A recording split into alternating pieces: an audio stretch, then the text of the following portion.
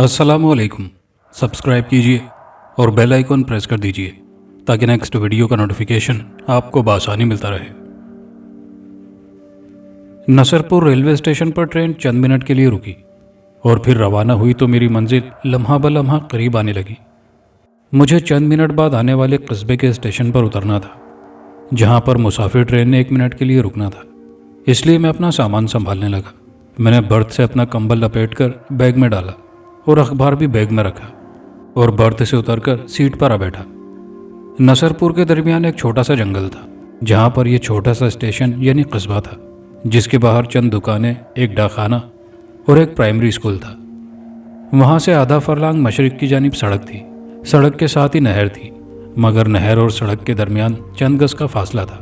वहाँ घने दरख्तों और झाड़ियों की इतनी बहुतात थी कि सड़क पर चलने वाले को नहर की पट्टी नजर नहीं आती थी, जो सड़क से चंद फुट बुलंद और नाहमवार थी।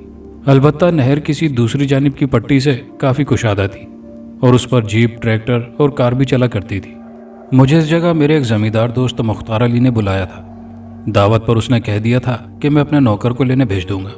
बहरहाल उस रात जब मैं 2:15 बजे कस्बे के स्टेशन पर उतरा तो इलाके के बारे में मेरी मालूमात बिल्कुल ज़ीरो थी और मेरे जहन के किसी गोशे में खौफ का ज़र्रा बराबर नहीं था।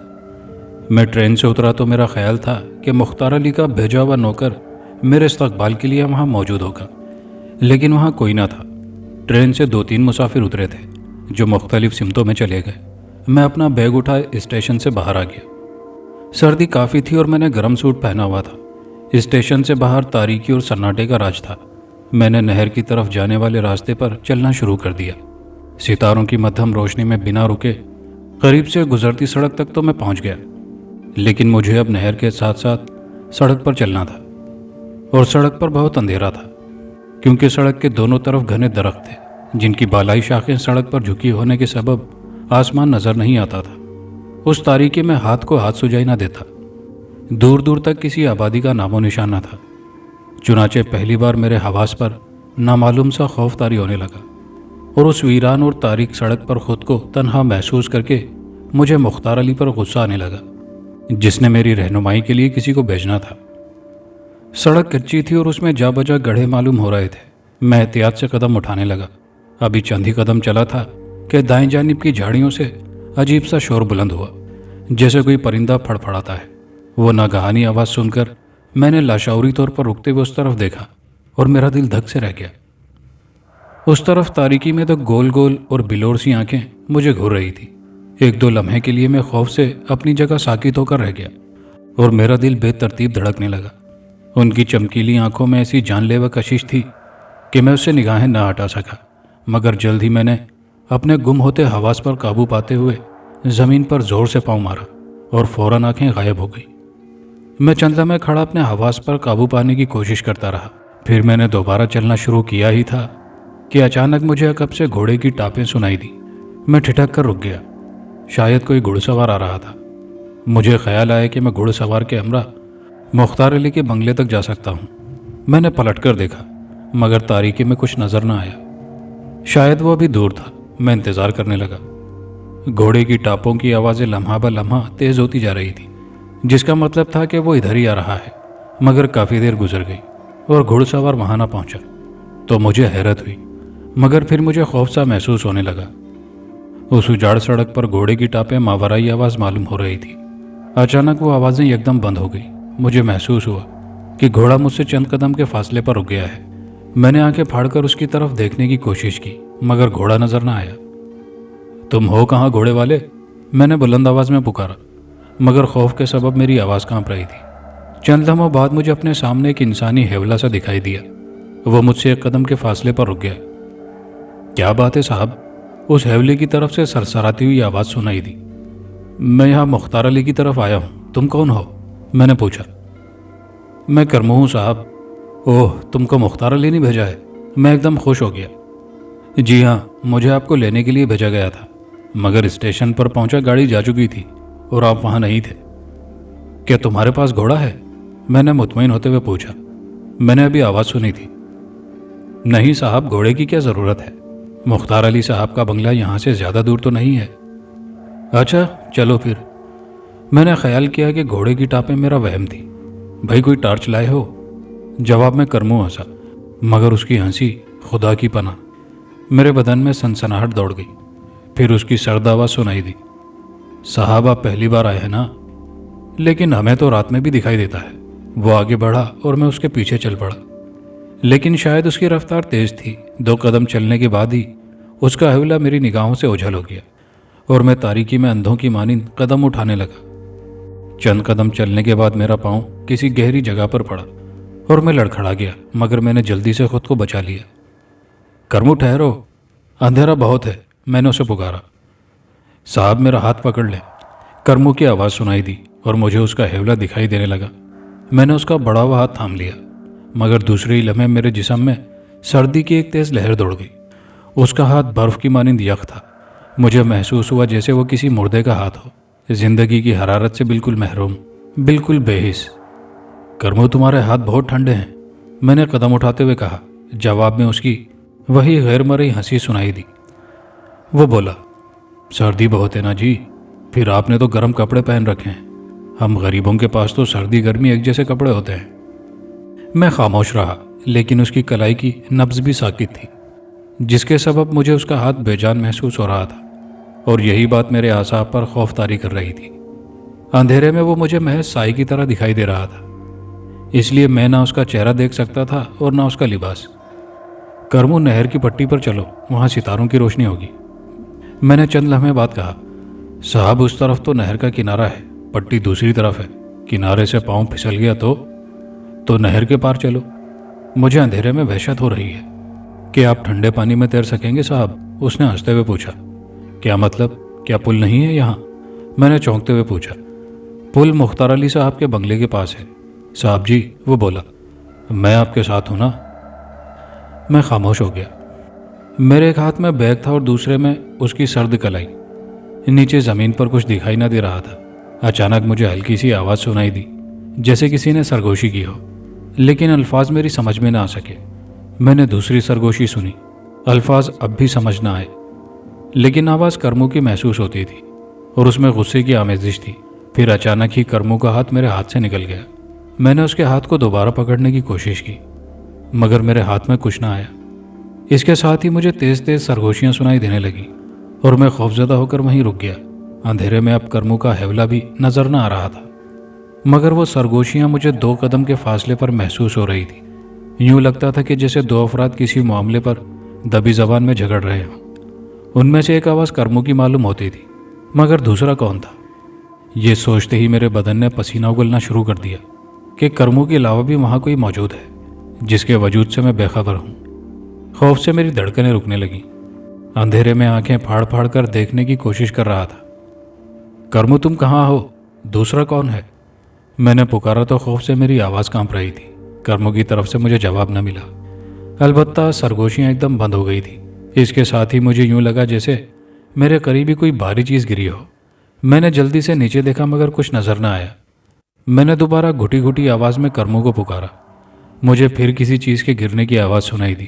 یوں لگتا تھا جیسے ان دونوں میں سے کوئی زمین پر گرا ہو۔ ساتھ ہی مجھے تیز کراہن سنائی دی اور خوف کی شدت سے میرے رونگٹے کھڑے ہو گئے۔ کرمو، میں دہشت زدہ ہو کر چیخا۔ کس سے لڑ رہے ہو؟ گھبرائیں نہیں صاحب جی، اس خبیث کو بھگا دیا ہے۔ میرے قریب ہی سے ایک آواز بلند ہوئی، مگر وہ آواز کرمو کی نہیں تھی۔ تم کون ہو؟ میں نے اکلاتے ہوئے پوچھا۔ دینو کمہار، اس نے ہنس کر کہا۔ آپ کو لینے آیا ہوں صاحب جی۔ مگر کرمو نے تم کو کیوں بھگا دیا؟ تمہیں کس نے بھیجا ہے؟ وہ میرا دشمن تھا۔ بہرحال مختار علی کے بنگلے تک میں آپ کو لے جاؤں گا۔ آئیے، ادھر اندھیرا ہے۔ ابھی مختار علی کا بنگلہ کتنی دور ہے؟ میں نے خوفزدہ لہجے میں کہا۔ بس قریب ہی ہے، 1 فرلانگ کا فاصلہ ہے۔ یہ بس میری لاٹھی پکڑ لیں اور چلتے رہیں۔ اس کے ساتھ ہی میرے ہاتھ سے کوئی چیز ٹکرائی۔ میں نے اسے ٹٹولا تو وہ کسی پتلی سی لکڑی کا سرا تھا۔ میں نے اس لاٹھی کو پکڑا اور قدم اٹھانے لگا، لیکن میرا خوف دور نہیں ہوا تھا۔ دینو کمار کا حوالہ مجھے نظر تک نہیں آ رہا تھا۔ سرد ہوا کی سرسراہٹ اور درختوں کی سائیں سائیں کے سوا کوئی آواز سنائی نہ دے رہی تھی۔ تھوڑی دیر بعد مجھے دور کہیں کسی دیے کی مدھم لو دکھائی دی اور میں سمجھ گیا کہ بنگلہ قریب آ گیا ہے۔ मैंने जो लाठी पकड़ रखी थी उसका रुख उस रोशनी की जानिब था। अचानक मुझे खौफ का एक झटका लगा। लाठी का दूसरा सिरा दीनू के हाथ में और वो मेरे आगे चल रहा था, मगर दूर जलते चिराग की लो और मेरे दरमियान कोई चीज़ हायल नहीं थी, जबकि लाठी का सिरा मेरे पेट की जानिब था और इस पोजीशन में दीनू को मेरे बिल्कुल सामने यानी आगे होना चाहिए था, मगर वो नहीं था। अगर होता तो मुझे चिराग की लो नजर न आती। इससे मुझे दीनू की गैर मौजूदगी का एहसास मजीद दहशत ज़्यादा करने लगा और मैं रुक गया। दीनू, तुम कहाँ हो? मैंने लाठी को हरकत देते हुए पूछा, जो बदस्तूर तनी हुई थी। मैं आपके आगे हूँ सरकार, दीनू की आवाज़ सामने से आई। मगर तुम नज़र क्यों नहीं आ रहे? मेरी आवाज़ कपकपा रही थी। अंधेरा बहुत है ना जनाब, बस आप चलते रहें, हम पहुँचने ही वाले हैं। ये दिया कहाँ जल रहा है? मैंने दोबारा कदम उठाते हुए पूछा। हमारी मंजिल पर घबराने की ज़रूरत नहीं साहब, उसकी आवाज़ सुनाई दी। लेकिन मेरी घबराहट कम होने की बजाय बढ़ गई। मुझे अपने पाँव मनोवजनी महसूस हो रहे थे और मैं बमुश्किल कदम उठा पा रहा था। चिराग की लो आहिस्ता आहिस्ता करीब आती जा रही थी। मैंने अपने खौफ पर काबू पाने की कोशिश के तौर पर उससे बातें करना मुनासिब समझा। कर्मों से तुम्हारी क्या दुश्मनी है और वो मुझे क्यों लेने आया था? बड़ा लंबा वाक़या है साहब, दीनू की सरसराती हुई आवाज़ सुनाई दी। अरे हाँ, अचानक मुझे याद आया कि क्या किस्सा है। 20 साल पहले करमू मेरी बीवी को अगवा करके ले गया था और उससे शादी कर ली। बस उस वक्त से मैं उसका दुश्मन हूँ। मैंने कुछ साल पहले उसे कत्ल करके नहर के किनारे ज़मीन में उसकी लाश दबा दी थी, लेकिन अब तक उसकी रूह भटक रही है। क्या? मैं खौफ से कांप उठा। तो क्या तुम करमू की बदरू से लड़ रहे थे? हाँ साहब, वो खबीस बदरू है, मगर वो मेरा मुकाबला नहीं कर सकता। मुझे याद आया कि करमू का हाथ जिंदगी की हरारत से यकसर महरूम था और बर्फ की मानिंद सर्द था। ये सोचकर दहशत से मेरे कदम लड़खड़ाने लगे कि मैं एक मुर्दे का हाथ थामे रहा था। मैं लड़खड़ाया ही था कि मुझे दीनू की आवाज़ सुनाई दी, ज़रा संभल कर साहब जी। और मैं संभल गया, मगर गिरदोपेश में फैली रोशनी महसूस करके मैंने इधर उधर देखा और बेसाख्ता उछल पड़ा। उस वक्त मैं उसी चिराग के सामने खड़ा था जिसकी लौ मुझे दूर से नजर आ रही थी। वो चिराग एक ऊंची तावीज़ वाली कब्र के सराहने जल रहा था। कब्र की रोशनी में मुझे वहाँ और भी बहुत सी ऊंची नीची कब्रें दिखाई दे रही थी, जिनमें ज़्यादातर तो कच्ची थी और वहाँ झाड़ी नुमा दरख्तों की कसरत थी। मैंने खौफ की शिद्दत से बौखलाकर अपने लाठी वाले हाथ पर नज़र डाली और मेरे वजूद पर लर्ज़ा तारी हो गया, क्योंकि मेरा हाथ खाली था और लाठी गायब थी। बिलाशुबा मैं किसी कब्रिस्तान में था। दीनू ने गलत बयानी की थी कि चिराग बंगले पर जल रहा है, बल्कि लाठी भी। दीनू, मैं लरसती हुई आवाज़ में बोला, लेकिन जवाब में हवा तेज़ हो गई और कब्र के सरहाने जलने वाले तेल के चिराग की लो तेज़ी से हरकत करने लगी और फिर यकदम वहाँ घुप अंधेरा फैलता चला गया और मैं अपने लरसते वजूद के साथ आगे बढ़कर ऊंची तावीज़ वाली कब्र के चबूतरे पर बैठ गया। मैं सख्त सर्दी के बावजूद पसीने में शराबूर हो रहा था और खौफ की तेज़ लहरें मेरी रगों में खून मुंजमिद कर रही थी।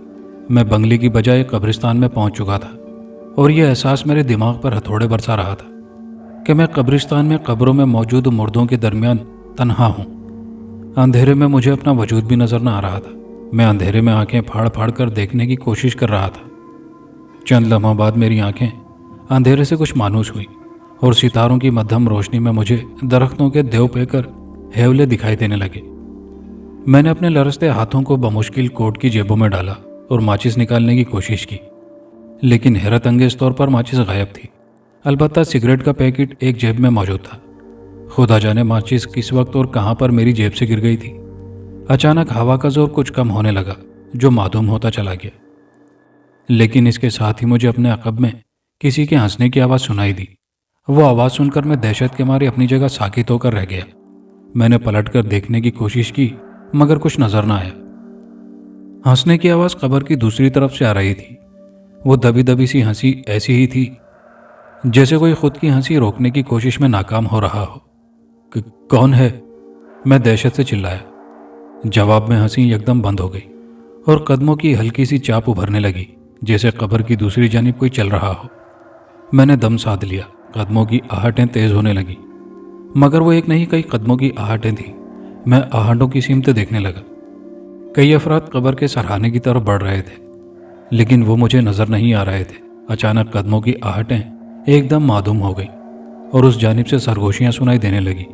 لگتا تھا کہ کئی افراد دبی زبان میں باتیں کر رہے ہوں۔ میں اسی سمت دیکھ رہا تھا، مگر باتیں کرنے والے دکھائی نہ دے رہے تھے۔ اچانک میرے ذہن میں خیال ابھرا کہ باتیں کرنے والے انسان ہیں یا بدرو ہیں، اور یہ سوچ کر میرا دل کسی زخمی پرندے کی مانند پھڑپھڑانے لگا کہ قبرستان میں آدھی رات کے وقت ہنسنے اور باتیں کرنے والے زندہ انسان نہیں، صرف مردے ہی ہو سکتے ہیں۔ میں نے اپنے دہشت زدہ ذہن سے سوچا کہ مجھے فوراً اس قبرستان سے بھاگ نکلنا چاہیے۔ کم وقت دینوں مجھے بنگلے کی طرف لے جانے کی بجائے اس قبرستان میں لے آیا تھا، اور مجھے یہاں چھوڑ کر نہ جانے کہاں غائب ہو گیا تھا۔ میں یہ فیصلہ کر کے پلٹا، مگر خوف کے مارے میرے پاؤں کانپ رہے تھے۔ چبوترے سے اٹھ کر میں نے ناک کی سیدھ میں قدم بڑھائے، مگر قدم اٹھاتے ہی کسی قبر کے ساتھ ٹکرا کر لڑکھڑایا اور زمین پر آ گرا۔ دہشت کی شدت سے میری چیخ نکل گئی۔ اسی لمحے ایک آواز سنائی دی، یہ تو بھاگنے کی کوشش کر رہا ہے۔ وہ آواز چراغ والی قبر کے اس طرف سے آئی تھی۔ میں نے جلدی سے اس طرف دیکھا، مگر بولنے والا دکھائی نہ دیا۔ بھاگ کر جائے گا کہاں یہ نورے؟ ایک دوسری آواز نے کہا۔ غمیں، مجھے خطرہ ہے کہ کہیں خوف سے مر گیا تو اس کا خون رگوں میں جم جائے گا۔ نورے کی آواز آئی۔ اسی لمحے دینوں کی آواز ابھری، نورے اگر یہ بھاگ گیا تو تیری خیر نہیں، تو اسے پکڑتا کیوں نہیں؟ وقت ضائع ہو رہا ہے۔ گامے کے لہجے میں جھنجھلاہٹ تھی۔ میں اسے ہاتھ نہیں لگا سکتا، اس کے گلے میں تعویذ ہے۔ اوہ، تو تم اسے یہاں کیسے لائے تھے؟ کیا تمہیں تعویذ نظر نہ آیا تھا؟ گامے کی غصیلی آواز سنائی دی۔ ایک لاٹھی کے ذریعے، کیونکہ تعویذ کے سبب میں اسے چھو نہ سکتا تھا، دینوں نے جواب دیا۔ ٹھیک اسی لمحے گھوڑے کی ٹاپوں کی آواز ابھرنے لگی اور آواز بائیں جانب سے آ رہی تھی۔ ارے کرمو آ گیا، نورے کی آواز سنائی دی۔ بھاگو یہاں سے۔ اور اس کے ساتھ ہی مجھے یوں محسوس ہوا جیسے وہ لوگ دوڑ پڑے ہوں۔ گھوڑے کی ٹاپیں دائیں سمت سے اٹھ رہی تھی اور لمحہ بہ لمحہ تیز ہوتی جا رہی تھی، مگر میرے اندازے کے مطابق وہ کم از کم 100-150 قدم کے فاصلے پر تھا۔ ٹاپوں کی آواز میں نے اسٹیشن سے کچی سڑک پر آنے کے بعد سنی تھی، مگر وہاں کرمو مجھے گھوڑے کے بغیر ملا تھا، جبکہ ان کے مطابق کرمو آ رہا تھا۔ گویا گھوڑے کی ٹاپوں کا اس سے کوئی تعلق تھا۔ بہرحال میں اس کی آمد کا سن کر 1-2 لمحے کے لیے میرا خوف کسی قدر کم ہو گیا تھا۔ ٹاپوں کی آواز قریب آتی جا رہی تھی اور میں سوچ رہا تھا کہ اس بار پھر یہ دونوں آپس میں لڑ پڑیں گے۔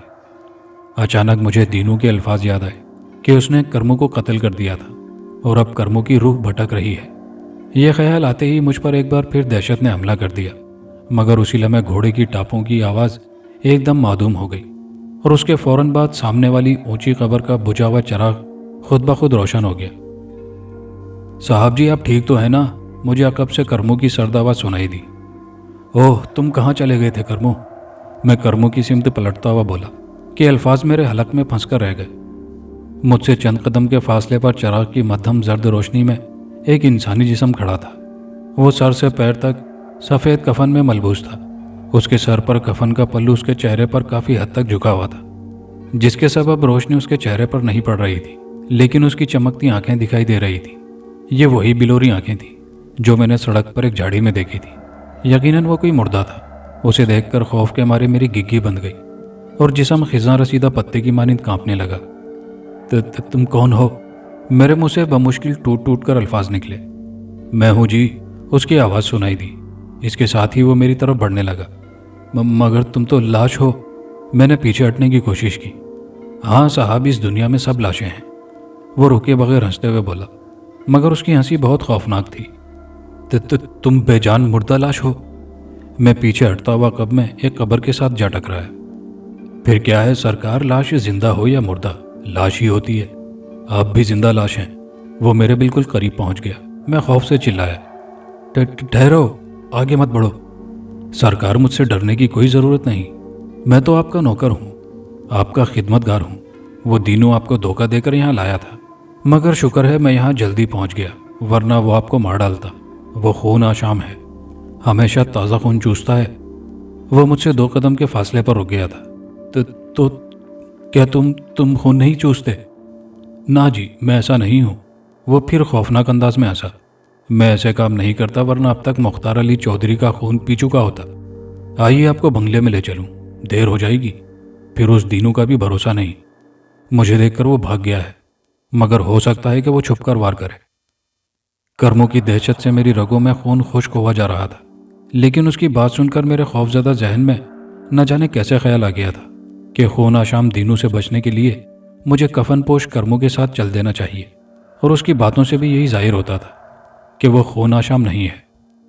चुनाचे मेरा खौफ 5-10% कम हो गया कि कर्मों से मुझे कोई खतरा नहीं, और बंगले पर पहुंचने के लिए इस हौलनाक कब्रिस्तान में वही वाहिद सहारा था। मैंने सोचा अगर मैं बंगले तक ना पहुंचा तो फिर भी कम से कम मैं खून आशाम बदरूहों के इस मकाम से तो निकल जाऊंगा।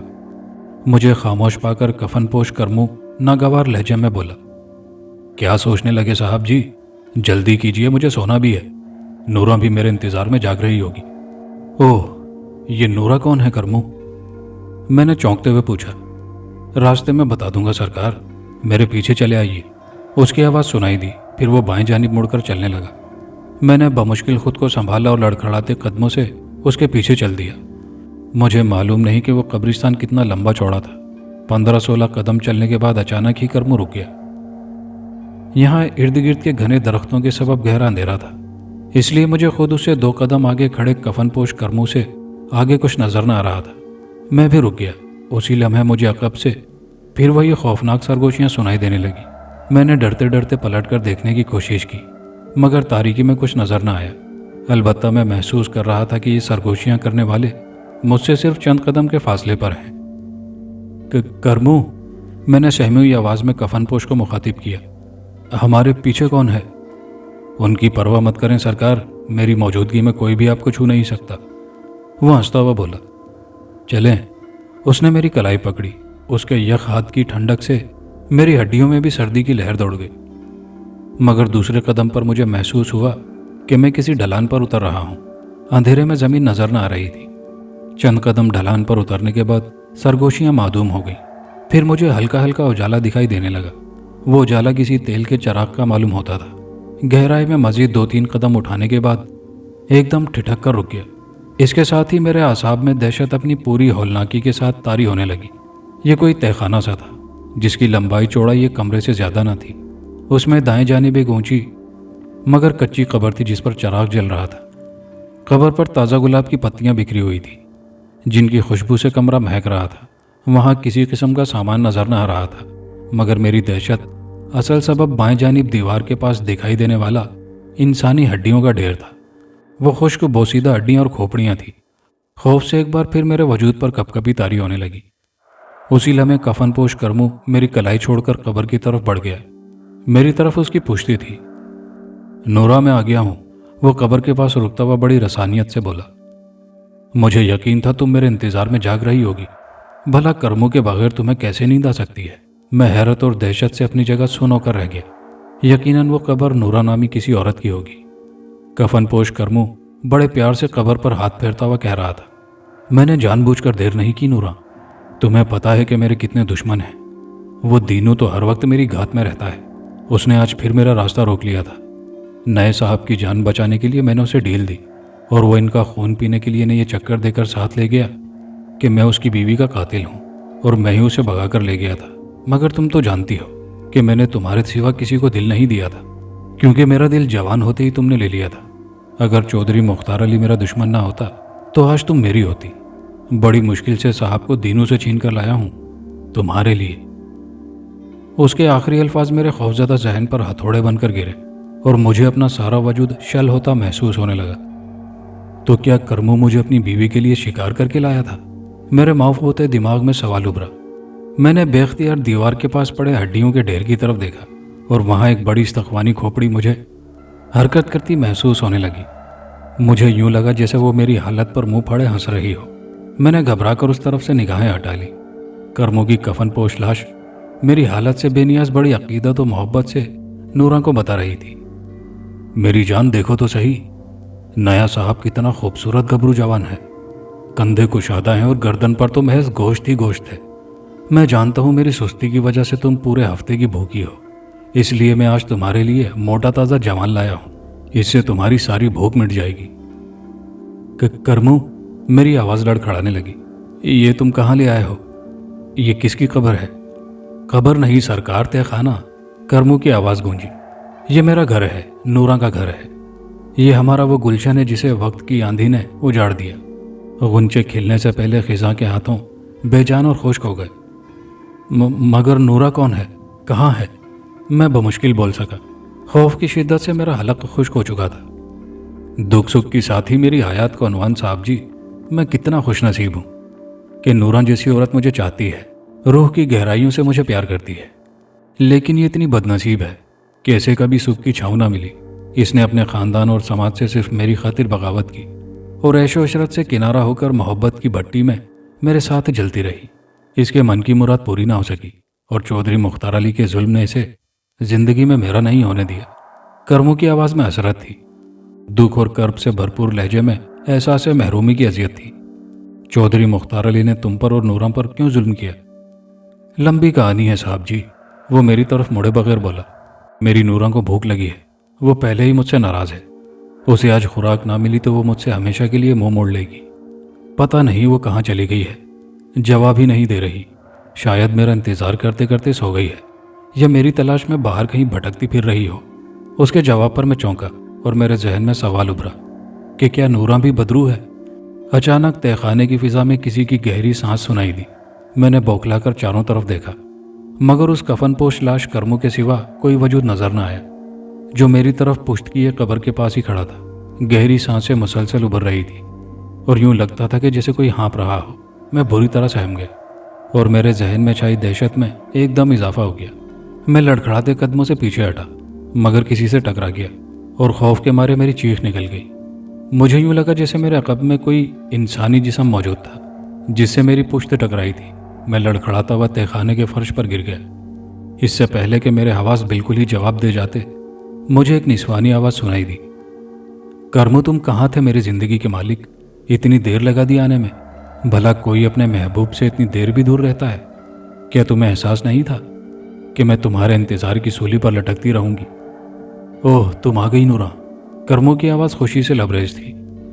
کیا کرتی میری جان، تم نے دیر ہی اتنی کر دی تھی کہ میں وہم اور وسوسوں میں گر گئی۔ ایک ایک پل قیامت بن گیا تھا میرے لیے۔ میں گھبرا کر تمہاری تلاش میں نکل گئی کہ کہیں اس دینوں سے تمہارا ٹکراؤ تو نہ ہو گیا۔ میں نے اسٹیشن تک تمہیں تلاش کیا اور تم نہ ملے تو حویلی چلی گئی، یہ سوچ کر کہیں انتقام کی آگ نے تمہیں اپنے مجرم کی طرف جانے پر مجبور نہ کر دیا ہو۔ وہ پراسرار نسوانی آواز نورا کی تھی، مگر اب وہ میرے عقب کی بجائے قبر کی سمت سے سنائی دے رہی تھی۔ تہہ خانے کے فرش پر بیٹھا اس کی آواز سن رہا تھا جو مجھے نظر نہ آ رہی تھی، اور خوف سے میرا بدن پسینے میں تر ہوتا جا رہا تھا۔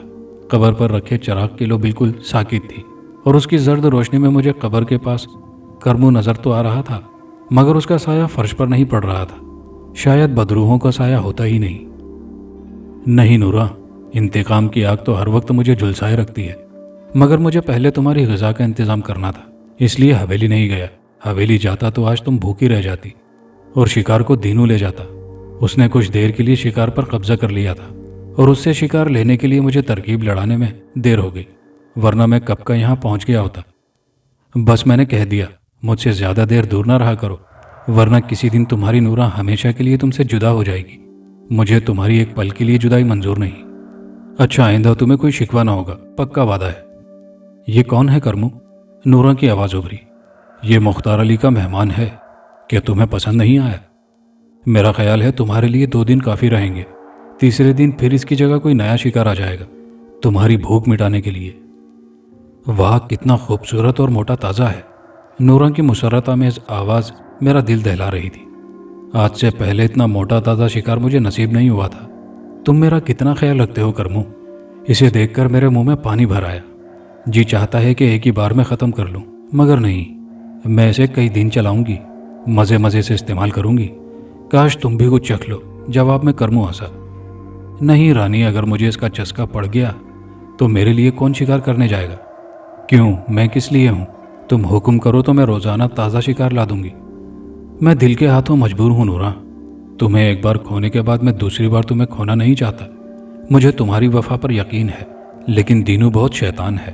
میں برداشت نہیں کر سکتا کہ تمہاری طرف کوئی میلی نگاہ سے دیکھے۔ معاف دماغ کے ساتھ میں ان دونوں کی باتیں سن رہا تھا۔ ان کی باتوں سے میں سمجھ چکا تھا کہ کرمو مجھے نورا کے لیے شکار کر کے لایا تھا اور نورا میرے گوشت سے اپنی بھوک مٹائے گی۔ نورا ہنسی۔ میں جانتی ہوں تم کتنے جذباتی ہو۔ اچھا چھوڑو ان باتوں کو، کھانے کی تیاری کرو، وقت بہت کم رہ گیا ہے، ورنہ کل رات کا انتظار کرنا پڑے گا تجھے۔ फिर वो पलटा और मेरी तरफ बढ़ा। अब रोशनी उसकी पुश्त की तरफ थी, इसलिए मुझे उसका चेहरा नजर न आया, लेकिन मुझे उसे अपनी तरफ बढ़ते देखकर ही मेरी रगों में खौफ से खून मुंजमद होने लगा। मैं समझ चुका था कि अब मेरा हशर भी उन लोगों जैसा होने वाला है जिनकी हड्डियां और खोपड़ियां दीवार के पास जमा थी। दहशत के मारे मेरा वजूद बुरी तरह कांपने लगा और हलक खुश्क कांटा बन गया। मैं गिगियाया, करमू। हाँ मेरे सरकार, नूरा कई दिन से भूखी है, वो रुके बगैर बोला। मैं भला कैसे बर्दाश्त कर सकता हूँ कि मेरे होते हुए वो भूखी रहे। मगर मेरी आवाज़ हलक में फंस गई।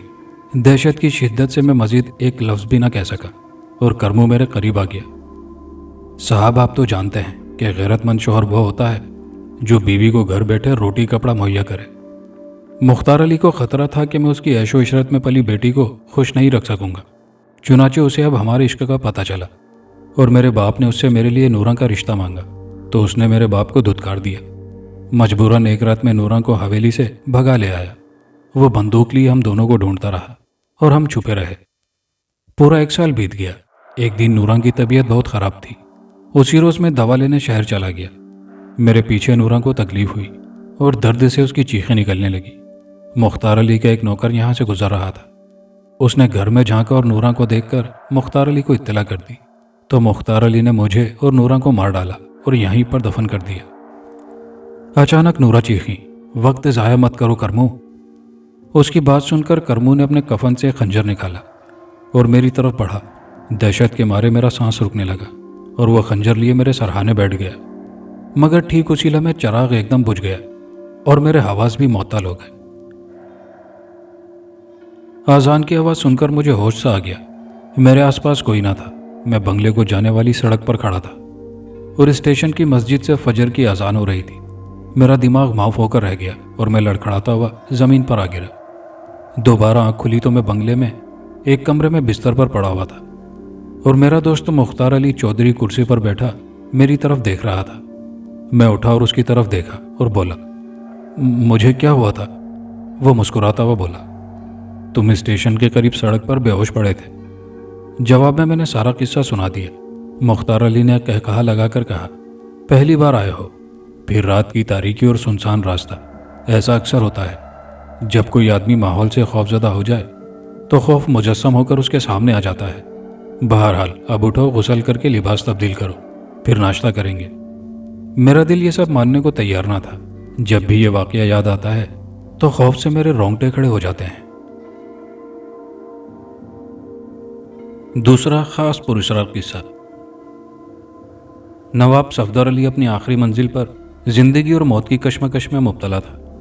कमजोरी की वजह से उसका पूरा वजूद साकित था। उसका जिस्म सूख कर कांटा बन चुका था और उसकी हड्डियां वजूद से वाज़े नजर आ रही थी। उस पर गुनूदगी सी छाई थी, मगर उसके सीने में आग सी लगी थी। पूरा बदन किसी फोड़े की मानिंद दुख रहा था। वो तड़प रहा था। उसकी सांसें अटकी हुई थी, लेकिन अब जान देकर भी अपने किए का अजाला नहीं कर सकता था। मौत धीरे धीरे उसके आसाब पर मुसल्लत हो रही थी। अब उसके डूबते उभरते जहन में सिवाय लामहदूद पछतावे के कुछ नहीं बचा था। उसे अपना पूरा वजूद लरसता हुआ महसूस हो रहा था। उसके जीवन की डूबती उभरती कश्ती जिंदगी और मौत के भंवर में हिचकोले खा रही थी। नवाब सफदर अली के वालिद असद साहब इलाके भर की बारोब और मारूफ शख्सियत थे। वो 50 एकड़ अराजी के तनहा मालिक थे। गांव के करीब ही सरसब्ज बाग था जिसमें किन्नू, अमरूद, सेब और जामुन के पेड़ फलों से लदे रहते थे।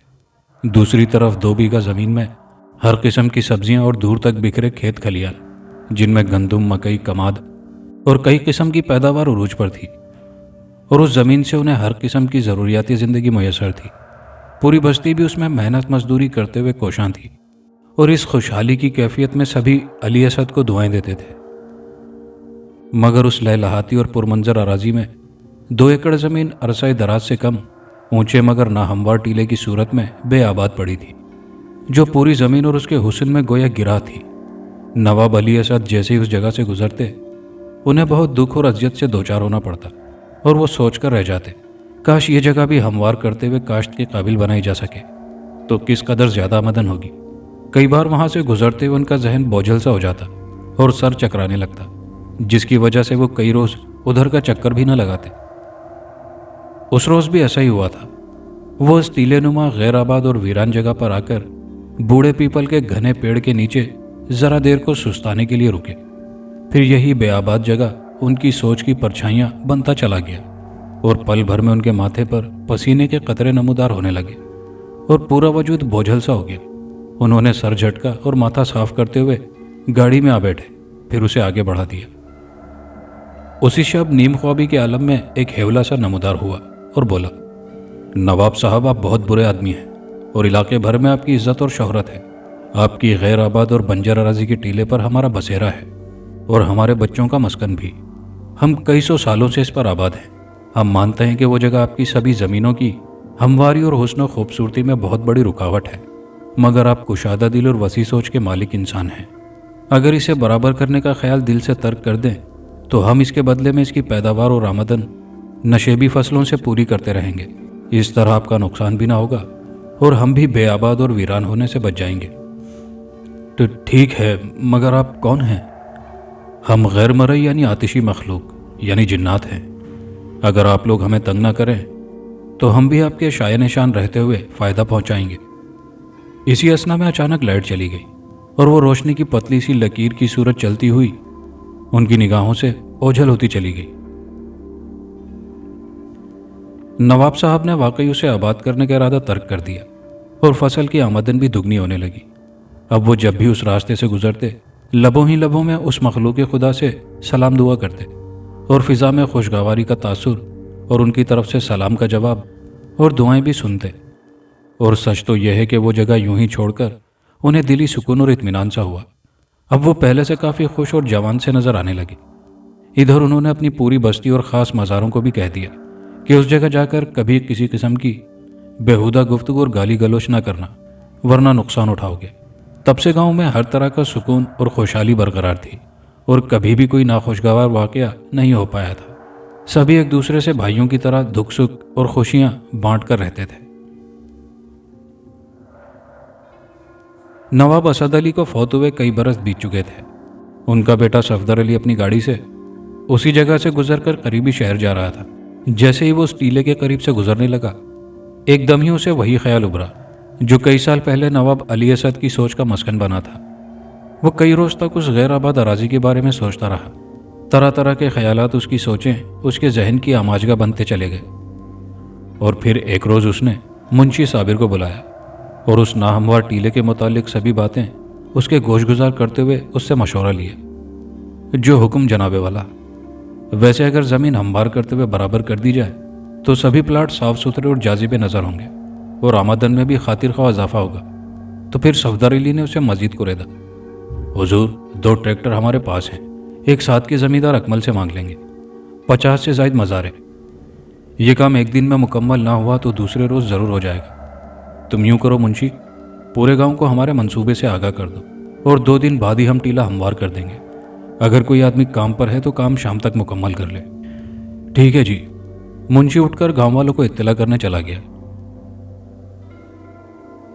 आधी रात से ज़्यादा गुजर चुकी थी। नवाब साहब डेरे से उठकर अपनी ख्वाबगाह में आए। वो सोने की कोशिश में थे और बेड पर बैठ भी ना पाए थे कि दरवाजे पर हल्की सी दस्तक हुई। कौन? वो एकदम ही उठ खड़े हुए और तजस्सुस से पूछा। इतनी देर में फिर से दरवाज़ा ज़ोर ज़ोर से बजने लगा। भाई कौन है? खोलता हूँ, ज़रा सब्र से काम लो। और फिर जैसे ही उन्होंने दरवाज़ा खोला, सामने देव हेकल शख्स लालंगारा आंखों से उन्हें घूर रहा था। फिर वो लंबे लंबे डग भरता हुआ अंदर चला आया। उसने बेड की तरफ इशारा करते हुए कहा, बैठिए नवाब साहब। आप कौन हैं और क्या चाहते हैं मुझसे? वो लरस कर बोले। मैं गैर मरई मखलूक यानी जिन्नात से हूँ। अरसाए दराज से आपकी बेआबाद और बंजर ज़मीन हमारा मस्कन है।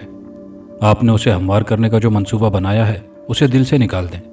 20 साल पहले तुम्हारे बुजुर्गों ने भी ये सोचा था, मगर हमने इर्द गिर्द की काश्त से उनकी आमदन देने का ना सिर्फ वादा किया था बल्कि आज तक वो 2 गुना कर रहे हैं, जिससे वो राजी होकर खामोश हो गए थे। आप देख नहीं रहे, दूसरी ज़मीनों से गंदम 40 मन फी एकड़ हो रही है और टीले के आसपास 70-80 मन औसत हो रही है। सुने नवाब साहब, अगर टीला आबाद करने का इरादा तर्क कर दो तो इसमें तुम्हारी और पूरे गांव की भलाई है, और अगर तुम अपने फरसुदा ख्वाब से बाज ना आए तो बहुत नुकसान उठाओगे, जिसके जिम्मेदार तुम खुद होगे। जिस तरह तुम और तुम्हारे गांव वाले पुरसुकून ज़िंदगी गुजार रहे हैं, इसी तरह ये जगह हमारी और हमारे बच्चों की वजह से आबाद है, और किसी को बेआबाद करने वाले कभी सुखी हरगिज नहीं बसा करते। इसलिए अपनी नाक़िस सोच से बाज रहो, वरना दुनिया की कोई ताकत तुम्हें अपने अंजाम से नहीं बचा सकेगी। ये कहकर वो शख्स कमरे से निकला और फिजा में तहलील होकर उसकी निगाहों से ओझल हो गया।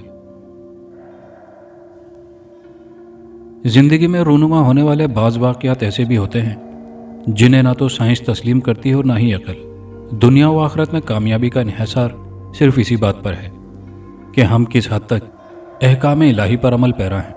अपने किसी भी गलत रवैये और मनफी सोच को दलाइल से सही साबित करके हम खुद को फ़रेब तो दे सकते हैं, मगर कामयाब हरगिज़ नहीं हो सकते। नवाब सफदर अली मुंशी की आमद पर कुछ परेशान से थे। रात का वाक़या उन्होंने उसे सुनाया और अपने इरादे से मना करना चाहा, मगर उसने बजाय इस पर सोच विचार करने के नवाब साहब को आमादा कर लिया कि आप सिर्फ हुक्म दें। जिन भूत क्या शय होती हैं, इंसान सभी से अफजल और अशरफुल मखलूक़ात है। हम अपनी ही ज़मीन आबाद कर रहे हैं, कौन सा किसी की ज़मीन पर इजारादारी करना चाहते हैं। नवाब साहब ने डेरे पर मज़ारों की जौक दर जौक आमद देखी, फिर ट्रैक्टर, हल, ट्राला सभी हुक्म पर तैयार पाए। चंद लम्हों बाद उनके इशारे पर धीरे धीरे सभी टीले की तरफ बढ़ने लगे। फिर जैसे ही 2 ट्रैक्टरों से हल चलाया गया, खून के फव्वारे से उबलने लगे और हर सू चीखों की भयानक आवाज़ें आसमान की बुलंदियों तक फैलने लगी। आन की आन में मगरिब की तरफ से लाल आंधी की सूरत गर्दो गुबार टीले की तरफ बढ़ने लगे और जल्द ही आसमान का रंग लाल होता चला गया। हर तरफ गर्दो गुबार और अंधेरा सा छाने लगा। हल चलाने वाले ट्रैक्टर के पिछले दोनों टायर जोरदार धमाकों से फट गए और ड्राइवर उछलकर दूर जा गिरा। दूसरा ट्रैक्टर उलटकर कलाबाजियां खाता हुआ खुश्क पत्तों की तरह दूसरी जमीन के गहरे खाल में जा गिरा। उसकी टंकी में आग लगने से वो जोरदार धमाके से फट गई और दूर दूर तक आगो खून की होली बिखरने लगी। धमाके की खौफनाक आवाज़ सभी मज़ारों को परेशान करती फिजा में तहलील होकर फैलने लगी। कई एक बेहोश हो गए, कुछ ट्रैक्टरों के नीचे और कुछ आग की लपेट में आ गए। जो बचे थे उनके हौसले पस्त हो गए। वो अपनी कुदाले और बेलचे वहीं छोड़कर भाग निकले। हमारे हाथ से तुम में से कोई भी नहीं बच पाएगा, हम तुम्हारा नामो निशान मिटा देंगे। इंसान के बच्चे, तुमने हमारे बच्चों का नाहक खून किया है, हम तुम्हारा खून पी लेंगे, तुम्हारे बच्चों को ज़िबा कर देंगे। आवाज़ें इस कदर भयानक और करख्त थी कि हर इंसान को उनसे खौफ आने लगा। सभी कांपने और गिड़गिड़ाने लगे और कई एक भागते हुए गिरकर सदा के लिए खामोश हो गए। कुछ लोग अपनी यादाश्तें खो बैठे और उम्र भर के लिए अजियतों से दो चार होने लगे। नवाब सफदर अली की पूरी कोठी किसी जलजले की मानिंद मुतहरिक थी। आलीशान और अपनी नौयत की मुनफरिद ये कोठी नवाब असद के वालिद ने ना जाने कितने सालों में रुपए पानी की तरह बहाकर मुकम्मल करवाई थी। पूरी हवेली में दराड़ें ही दराड़ें और गहरी खाइयां सी पड़ गई और सबसे ऊपर वाली मंजिल के दोनों कमरे और टंकी की ईंटें उड़कर पूरे गांव और उसके बासियों को जख्मी करने लगी। कई एक कच्चे मकान मुनहदिम हो गए। हर तरफ आहोबका और क़यामत सुगरा बर्पा हो गई। नवाब साहब इस मौजूदा सूरत हाल से भौंचक्के रह गए और फिर उनके सामने वही देवहेकल खूनी बला लंबे लंबे दांत निकाले रूनुमा हुई। सुन लो नवाब साहब, हमारे मना करने के बावजूद तुमने हमारे मासूम बच्चों पर हल चलाकर उनका नाहक खून बहाया है। तुम्हें हमारी ताकत का अंदाज़ा नहीं शायद। हम तुम्हें और तुम्हारी बस्ती के बासियों को तबाह बर्बाद कर देंगे। तुमने हमारा मस्कन उजाड़ा है, हमसे हमारे बच्चे छीने हैं, हमारी हस्ती बस्ती नगरी बेआबाद की है और तुम अब खुश नहीं रह सकोगे। हरगिज नहीं, ऐसा कभी नहीं होगा। उस देव हेक्कल आसेबी मखलूक ने तेश में आकर अपने लंबे हाथ सफदर अली की गर्दन में हाइल कर दिए और उसे किसी क्रेन की मानिंद उठाकर छत तक ले गया और फिर उसे यकदम ही छोड़ दिया। वो धड़ाम से फर्श पर कमर के बल जा गिरा और उसकी कमर की हड्डी तड़ाक से टूट गई। नीचे गिरते ही वो जोर जोर से अपने नौकरों और बीवी को आवाज़ें देने लगा, मगर उसके कराहने की आवाज़ों तक कोई भी न पहुंच सका। उसका पूरा वजूद दुखने लगा था और फिर जल्द ही उसकी निगाहों के सामने धुंध सी छाने लगी। जरा देर बाद उसे अपना कुछ पता न चला। वो औंधे मुंह कमरे के फर्श की चटाई पर बेहिसो हरकत होता चला गया। गांव का हर फर्द रात को सोते हुए हड़बड़ा कर उठ बैठा। उन्हें उसी तरह अपने घर में हर सू आग और खूनी खून दिखाई देता और दिन के उजाले में कभी पत्थर बारिश की सूरत बरसने लगते तो कभी जमीन थरथराती हुई महसूस होती। किसी जगह आग लगी होती तो कहीं पानी ही पानी भरने लगता। वही लोग महफूज रहते जो मस्जिद में होते। तभी हर शख्स पनाह के लिए मस्जिद की तरफ ही बढ़ने लगा। مگر مسجد کا احاطہ بھی اس قدر زیادہ وسیع نہیں تھا کہ پورا گاؤں اس میں سما سکتا۔ آخرکار امام مسجد نے کہا، ساتھیوں، نواب صاحب اور ہم سے جو غلطی سرزد ہوئی ہے اس کے ازالے کے لیے ہمیں اس عصیبی مخلوق کی منت سماجت اور خیرات کرنا ہوگی۔ ہمیں اس مخلوق کو قطعی طور پر راضی کرنا ہوگا۔ اگر ایسا نہ کیا تو پوری بستی تباہ و برباد ہو جائے گی یا پھر جل کر راکھ کا ڈھیر بن جائے گی۔ صبح سویرے ہی گاؤں کے بزرگ، بچے بچیاں اور عورتیں قرآن مجید کا ورد کرتے ہوئے، خواتین سروں سے دوپٹے اتارے اپنی گردنوں میں حائل کیے، سبھی ہاتھ باندھے اس عصیبی ٹیلے کی طرف بڑھے۔ بزرگوں نے اپنی بزرگی اور سفید بالوں کا واسطہ دیا۔ بچیاں آنسو بہائے روبرو ہوئیں۔ خواتین اپنے سر ننگے کرتے ہوئے آہوزاری کر رہی تھی۔ پھر ایک بزرگ آگے بڑھے اور ہاتھ باندھ کر گزارش کی، اے مخلوق خدا، ہمارا بھلا کیا قصور ہے؟ ہم تو نواب صاحب کے مزارے اور غلام ہیں، اور اسی کے حکم پر ٹیلے کی طرف بڑھے اور اسی کے اشارے پر سبھی کچھ ہوا۔ ہم سبھی اپنی عزت آبرو لے کر بڑی امید و آس سے آپ کی طرف آئے ہیں۔ آپ ہمیں اور ہمارے بے گناہ معصوم بچوں کو معاف کر دیں۔ پیپل کے بوڑھے پیڑ میں تھر تھراہٹ سی ہوئی اور بہت سی عصیبی مخلوق جن کا قد کاٹ بہت ہی ہیبت ناک اور خونخوار سا تھا، وہ عجیب و غریب جسامت میں رونما ہوئے اور ان کی طرف غسیلے انداز سے بڑھنے لگے۔ ابھی انہوں نے اپنے لمبے لمبے اور خونی پنجوں والے ہاتھ آگے بڑھائے ہی تھے کہ آواز آئی، ٹھہرو! اور وہ سبھی ایک دم رک گئے۔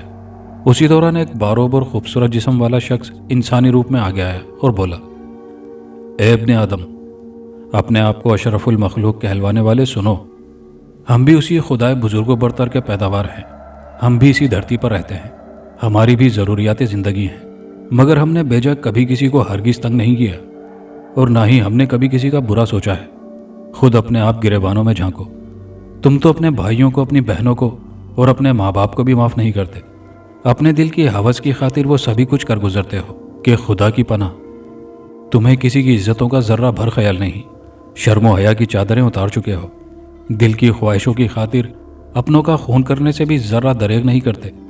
کوئی اپنی تجوریاں بھر رہا ہے تو کوئی اپنی خواہشوں کا غلام ہے۔ مکر و فریب، دہشت گردی، قتل و غارت، ناجائز کمانا کھانا، چوری ڈکیتی، راہزنی، کیا کچھ عیب اور محرومیاں خامیاں تم میں نہیں ہیں؟ تمہارا دین تو دین حق ہے، یہ تو امن و سکون، عجز و انکساری اور مساوات کا درس دیتا ہے۔ یہ تو سبھی انسانوں کو بھائی بھائی کا سبق سکھاتا ہے۔ بردباری اور تحمل اس کا اصول ہے، صراط مستقیم کی راہ ہے اور سچائی جذبہ ایمان ہے۔ مگر تم تو خونی ہوس اور جھوٹی شان و شوکت بڑھاتے ہوئے ہر حد سے گزر رہے ہو۔ تم حیوانوں سے بھی بدتر زندگی گزار رہے ہو۔ ہم نے تو تمہاری بستی کو نیست و نابود کرنے کا تہیہ کر رکھا تھا، مگر ایسا کریں گے تو پھر تمہارے اور ہمارے درمیان کیا فرق رہ جائے گا؟ یہ بیبیاں، یہ معصوم بچیاں اور یہ والی دو جہاں قرآن مجید بھلا کیا کہیں گے؟ اس نے قرآن پاک کا بوسہ لیا اور فرمایا، جاؤ، ہم نے تمہیں معاف کیا، مگر پھر کبھی بھول کر بھی اپنی غلط سوچ اور سفاکی سے ٹیلے کی طرف مت بڑھنا، ورنہ عمر بھر کا پچھتاوا تمہارا مقدر بن جائے گا اور تم سبھی چلنے پھرنے کے بھی قابل نہیں رہو گے۔ سبھی گردنیں جھکائے اس کی باتیں بغور سن رہے تھے۔ وہ بزرگ چند قدم پیچھے ہٹے اور پھر مڑ کر بولے، یاد رکھو، اس وقت ہم نے خوف خدا سے تم سبھی گاؤں والوں کو معاف کر دیا ہے، مگر نواب صفدر کے لیے ہم سے کبھی فریاد ہرگز نہ کرنا۔ اس کا انجام ہم ضرور کریں گے، اسے ہم تڑپا تڑپا کر ماریں گے۔ ہم اسے ضرور سبق سکھائیں گے کہ کسی کے ہنستے مسکراتے آشیانے کو جلانے والے کبھی سکھی نہیں بسا کرتے۔ یہ کہہ کر وہ انسان صفت چند قدم چلا اور پھر ہوا میں تحلیل ہو کر پھیلتا چلا گیا۔ سبھی گاؤں والے سر جھکائے خاموشی سے واپس چلنے لگے۔ نواب صفدر علی زندگی اور موت کی آخری منزل پر تھا۔ اس پر غنودگی سی چھائی تھی۔ اس کے اعصاب ذرا اعتدال پر آئے، پھر اس نے آنکھیں کھولنے میں پوری طاقت صرف کر دی۔ وہ ذرا سی واہ ہوئی تو اس نے ارد گرد کا جائزہ لیا اور اپنے آپ کو اسپتال کے بیڈ پر پایا۔ اس نے ہلنا جلنا چاہا، مگر اس کا وجود متحرک نہیں ہو سکا۔